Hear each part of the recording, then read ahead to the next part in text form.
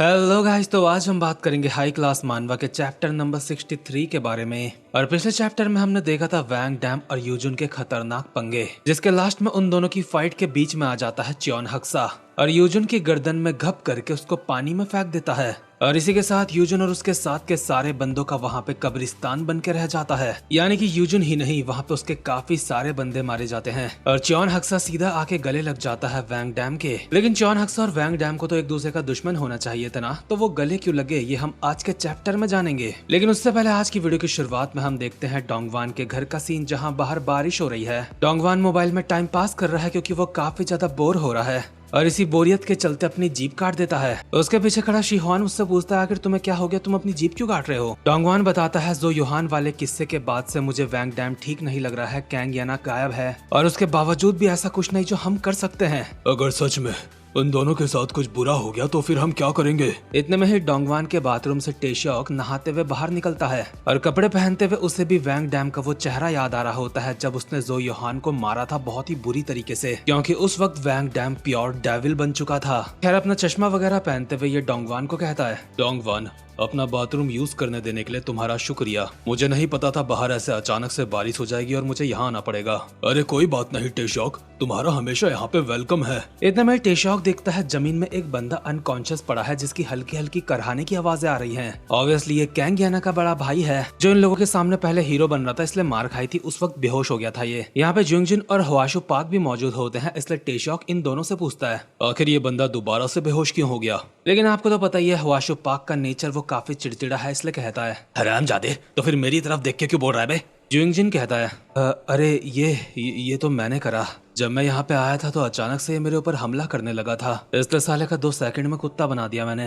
हवाशु कहता है सबसे पहले इसे लिम गॉक्युन ने मारा था, इसलिए सबके साथ मुझे क्यों देखते हो। इतना में ही गॉक्युन भी यहाँ पे पहुँच जाता है और कहता है हाँ ठीक है, अब सब कुछ तुम लोगों के ऊपर निर्भर है। जरूरी नहीं है कुछ गलत होगा ही होगा, लेकिन अगर गलती से कुछ गलत हो जाता है तो मैंने पहले ही पार्क होडोंग को बंदे इकट्ठा करने के लिए बोल दिया है। लेकिन अभी हम सबके लिए जरूरी है वैंग डैम की लोकेशन, इस वक्त वो कहाँ है। हवाशु कहता है तुम अभी इतना ज्यादा हेजिटेट क्यों कर रहे हो, चीजें बिल्कुल साफ हैं। ये जो हराम का बच्चा जमीन में बेहोश पड़ा है, तूने सुना नहीं था जब ये होश में था इसने क्या कहा था। ये बात कर रहा था एक अजीब से दिखने वाले इंसान की जिसकी लेफ्ट आंख के ऊपर एक निशान है, यानी कि वही हरामजादा जिससे अब तक हमारी ठीक से बात नहीं हुई। और इसने जो बताया लेफ्ट आंख में उसका निशान है, ये जरूर जुंग डाउन की बात कर रहा है, इसलिए सबसे पहले उस हरामखोर को ढूंढना पड़ेगा। यानी कि कैंग याना के किडनैप होने में कहीं न कहीं जुंग डाउन का हाथ हो सकता है, ये शक है इनको। वैसे भी आपको तो पता ही है जुंग डाउन कितना बड़ा पगला है। इसके बाद हम वापस से बैटलफील्ड के सीन में आते हैं जहाँ पे च्योन हक्सा गले मिलता है वैंग डैम से, लेकिन वैंग डैम इसको दूर हटाते हुए कहता है क्या तूने मुझे भाई कहा, ऐसा अचानक से यहाँ पे आके बकवास कर रहा है, ये सब क्या ड्रामे हैं बे, कहीं तू च्योन हक्सा तो नहीं। पानी के ऊपर अब भी यूजुन का खून तैर रहा है और च्योन हक्सा कहता है मैं यहाँ पे आके तुम्हें ऐसे चौंकाना नहीं चाहता था, लेकिन मैं दूर खड़ा बस चुपचाप से ये देख भी नहीं सकता था।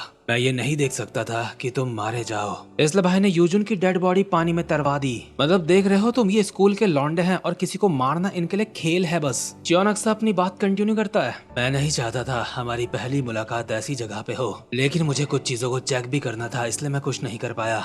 कैसा रहेगा हम किसी साफ सुथरी जगह पे जाके बात करें। उससे ज्यादा जरूरी है मुझे ये बता, तूने मुझे पहले भाई क्यों कहा था। ये डैम के कंधे में हाथ रख के कहता है हम दोनों का अतीत एक जैसा है, हम दोनों का दर्द एक जैसा है और हम दोनों का दुश्मन भी एक ही है। वो दुश्मन वही इंसान है जिसने हम दोनों की जिंदगियों को नर्क बनाया, उसने ही तुम्हारे माँ बाप को मारा और अंत में मेरी माँ की मौत के पीछे भी उसी का हाथ है। मैं बात कर रहा हूँ मेरे बाप च्योन इल्डो की। और भाई लोग ये जो च्योन इल्डो है, एक बार आपको फिर से याद दिला देता हूँ, ये कासल मानवा के मेन विलन्स में से एक है और इस मानवा में च्योन हक्सा का बाप है। खैर वैंग को समझ नहीं आता अचानक से ये क्या बोल रहा है। इतने में ही च्योन हक्सा के पीछे से वो गैंगस्टर आता है जो किसी टाइम पे च्योन इल्डो के लिए काम किया करता था, लेकिन आजकल ये च्योन हक्सा के ऑर्डर्स मानता है। च्योन हक्सा वैंग डैम को कहता है मैं जानता हूँ अभी तुम्हें कुछ समझ नहीं आ रहा होगा, लगता है तुम्हें अपने ही अतीत के बारे में नहीं पता, लेकिन एक बार अगर तुम अपने अतीत के बारे में जान जाओगे तो हम ठीक से बात कर पाएंगे। इसके बाद ये डैम के अतीत के बारे में बताना शुरू करता है जो कि इन दोनों के ही बापों की कहानियों से जुड़ा है। अतीत की शुरुआत होती है एक चेहोंग नाम की ऑर्गेनाइजेशन से, जो एक बहुत बड़ी इंटरनेशनल ऑर्गेनाइजेशन है गैंगस्टर्स की, और इस गैंग के टाइम पे वैंग डैम पैदा भी नहीं हुआ था। लेकिन इतनी बड़ी ऑर्गेनाइजेशन कुछ समय बाद खत्म खत्म हो जाती है। और ये खत्म होती है क्योंकि इसके ही गैंग्स के अंदर के लोगों के बीच में टकराव पैदा हो जाते हैं। आसान शब्दों में गैंग के अंदर किसी ने फूट डाल दी थी और जिसने फूट डाली थी वो था चियोन इल्डो। इसने इस बड़ी ऑर्गेनाइजेशन जिसको मैं गैंग बोल रहा हूँ उसके ही लोगों को आपस में लड़वाया और इसी के साथ साथ में अपनी खुद की एक ऑर्गेनाइजेशन तैयार कर रहा था। और इस वक्त वैंग डैम के फादर वैंग डॉकपिल एक बेहो नाम के बंदे के राइट हैंड मैन हुआ करते थे और बेहो चेहोंग ऑर्गेनाइजेशन का कोर मेंबर था जो कि उसका लेफ्ट हैंड भी था चेहोंग ऑर्गेनाइजेशन का। लेकिन चियोन इल्डो ने जब चेहोंग ऑर्गेनाइजेशन को अंदर से ही खत्म करना शुरू करा उसमें फूट डाल के, इन सारी चीजों में बेहो मारा जाता है यानी कि वैंग डॉकपिल का बॉस, जिससे डॉकपिल को बहुत गहरा सदमा लगता है क्योंकि बेहो को धोखे से मारा गया था। इसलिए डॉकपिल लंबे वक्त तक बदले की आग में जलता रहा और काफी टाइम बाद डॉकपिल ने काफी अलग अलग ऑर्गेनाइजेशंस के साथ हाथ मिला के उस डेगक नाम की ऑर्गेनाइजेशन को खत्म कर दिया जो चियोन इल्डो ने खुद की बनाई थी। और हाँ, वैंग डॉकपिल का जो बॉस था बेहो, उसका राइट हैंड मैन तो वैंग डॉकपिल था लेकिन लेफ्ट हैंड मैन युनटे था और युनटे ने चियोन इल्डो की गैंग को खत्म करने में काफी बड़ा रोल निभाया है। और युनटे वही खतरनाक फाइटर है जिसके हथियार प्रेजेंट मोमेंट में वैंग डैम इस्तेमाल कर रहा था यूजुन के खिलाफ। खैर, इनके पास्ट में दोबारा वापिस आते हैं। जब वैंग डॉकपिल और युनटे लोगों ने चियोन इल्डो की गैंग को खत्म कर दिया उसके बाद ना जाने किस वजह से इन्होंने चियोन इल्डो को जिंदा छोड़ दिया, उसे मारा नहीं। और इन लोगों की ये गलती आगे चल के इनके लिए काफी खतरनाक होने वाली थी जो इन्हें नहीं पता था। एक दिन जब वैंग डॉकपिल अपने घर से दूर शियोल में था, वहाँ अपनी पुरानी गैंग के एक बड़े एग्जीक्यूटिव से बात कर रहा था जिसका नाम हियो टेशियोंग है। तो बात करते करते ये एग्जीक्यूटिव वैंग डॉकपिल से कहता है तुम्हारा बेटा कैसा है और यही सब कुछ पूछता है। इनकी बातें चाय पीते पीते काफी ज्यादा नॉर्मल लग रही थी लेकिन अचानक से ही एग्जीक्यूटिव टेशियोंग के पसीने छूटने लगते हैं। वो चाय का कप नीचे रख के वैंग डॉकपिल से पूछता है आखिर तूने चियोन इल्डो को उस दिन जिंदा क्यों छोड़ दिया था? आखिर तू क्यों नहीं देख पाया कि आगे चल के वो तेरे लिए मुसीबत बन सकता है? वैंग डॉकपिल कहता है सर, आज आप ये 10 साल पहले की बातें अभी क्यों कर रहे हो? लेकिन ये एग्जीक्यूटिव कुछ सोच समझ के ही ये बातें कर रहा था। ये डॉकपिल को बोलता है तूने उसे जिंदा छोड़ा लेकिन तुझे अच्छी तरीके से पता है चियोन इल्डो किस तरीके का इंसान है। जिस तरीके से उसने हमारे बॉस बेहो को मारा था धोखे से और तू उससे बदला लेने के लिए पागल हो गया था। आखिर तेरा वो गुस्सा कहाँ गया? क्या तेरा वो गुस्सा तेरे बीवी और बच्चे की वजह से गायब हो गया? लेकिन फिर भी क्यों तूने उसको जिंदा छोड़ा? डॉकपिल जवाब देता है सर, मेरे पास अब पहले की तरह वो आत्मविश्वास नहीं कि मैं दोबारा से उस दलदल में खेलता रहूं। और जैसा कि आपने कहा, मैंने उसको छोड़ा अपने बीवी और बच्चों की वजह से क्योंकि मैं ये सब और नहीं करना चाहता था। लेकिन इसके अलावा कुछ और लोग भी ऐसे थे जिन्हें चियोन इल्डो से बहुत ज्यादा दुश्मनी थी। इसलिए उसके बाद क्या हुआ, उन जवान लड़कों को ही हैंडल करना चाहिए। मैंने वो सब नहीं करा, इसलिए आप भी ये बातें करना बंद करो। और जिन जवान लड़कों की वैंग डॉकपिल बात कर रहा है कि उन्हें भी चियोन इल्डो से दुश्मनी है, मुझे डाउट है कहीं कासल मानवा का मेन कैरेक्टर किम शिन की बात तो नहीं कर रही है। खैर, वैंग डॉकपिल की इन सारी बातों का कोई मतलब नहीं क्योंकि वो बहुत बड़ी गलती कर बैठा है। इसलिए एग्जीक्यूटिव बहुत ज्यादा हैरानी के साथ और डर के साथ कहता है तुमने सारी चीजों को ऐसे जाने दिया, इसलिए इसमें कोई हैरानी वाली बात नहीं। इन सारी चीजों का अंत ऐसा हो रहा है। डॉकपिल को कुछ समझ नहीं आता आखिर ये क्या बोल रहे हैं, लेकिन अचानक से ही डॉकपिल के दिमाग की बत्ती जलती है और अपने साथ के बंदे को चिल्ला के कहता है जल्दी से गाड़ी स्टार्ट कर हरामजादे। मेरे परिवार में सबको बोल दो घर में रहें और बाहर ना निकले। यानी कि डॉकपिल समझ चुका है उसका परिवार खतरे में है। इसलिए डॉकपिल जल्दीबाजी में अपने घर जाता है और ये बंदा कहता है मुझे माफ करना डॉकपिल, मैं भी तुम्हारी मदद नहीं कर पाया। ऑब्वियसली इस एग्जीक्यूटिव का भी अपना परिवार है और मदद करके अपने परिवार को एक खतरे में नहीं डालना चाहता। और जब डॉकपिल कार भगाते हुए अपने घर जा रहा था तो हमें प्रेजेंट मोमेंट वाले चॉन हक्सा की वॉइस ओवर आती है। हाँ, मैं उसी दिन की बात कर रहा हूँ।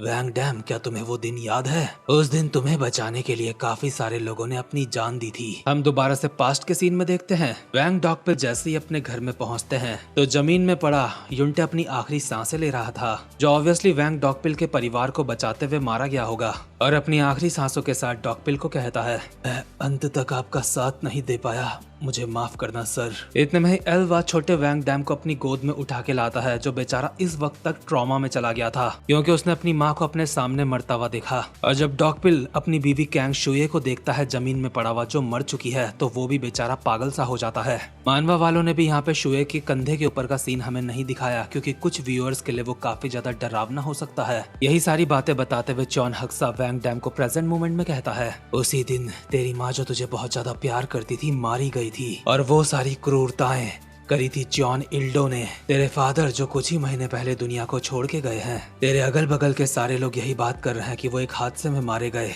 शायद तू भी यही सोचता है, लेकिन ये सब कुछ बकवास है। उन्हें मारा जॉन इल्ड और उसकी गैंग ने। हक्सा अपने दोनों हाथ इसके कंधे में रख के बहुत ही उदासी के साथ कहता है, और मेरी माँ जुयोंग, तू कह सकता है उन्हें भी उसी हरामजादे ने मारा। वो एक बहुत सुंदर औरत थी जो आगे चल के एक एक्ट्रेस बनती, लेकिन एक छोटे से बंद कमरे में उन्होंने तड़प तड़प के धीरे धीरे अपनी जान दे दी। उस बंद कमरे में उन्हें सांस का एक कतरा भी नसीब नहीं हुआ। वो वहाँ पागल हो गई, यहाँ तक कि उनकी वो हल्की कराहने की आवाज भी तब रुक गई जब उन्हें सांसें नहीं आ रही थी। और मैं उनका वो चेहरा बिल्कुल नहीं भूल सकता जो कीड़ों से भरा हुआ था, जो उनका मांस खा रहे थे। इसलिए हम दोनों की कुछ जिम्मेदारी बनती है जो हम दोनों को पूरी करनी है। हम दोनों को उस हरामजादे से बदला लेना है। जॉन हक्सा ये बातें याद करके खुद बहुत ज्यादा इमोशनल हो जाता है, लेकिन जैसे तैसे खुद को संभालता है और दोबारा से इमोशनलेस फेस के साथ कहता है, हम दोनों के लिए ये करना जरूरी है। मैं जो अपनी गैंग बना रहा हूँ ये तो बस शुरुआत है, हमें और ज्यादा पावर इकट्ठा करनी होगी वैंग डैम। मेरा बाप मुझे बहुत ज्यादा हल्के में लेता है, लेकिन उसे इस बात का अंदाजा भी नहीं होगा कि जब उसने सोचा भी नहीं होगा मैं तब उसके ऊपर हमला करूंगा। भले ही जिन कुछ लोगों को मैंने तैयार करा था अभी वो हमारे काम के नहीं, लेकिन इससे फर्क नहीं पड़ता क्योंकि तुम और मैं मिलके ये कर सकते हैं। वो वक्त ज्यादा दूर नहीं जब हम जॉन इल्ड और उससे जुड़े सारे लोगों को मार डालेंगे और ये करने के बाद हम अंडरवर्ल्ड की ऊंचाई पर राज करेंगे। हमें ये करने का अधिकार है।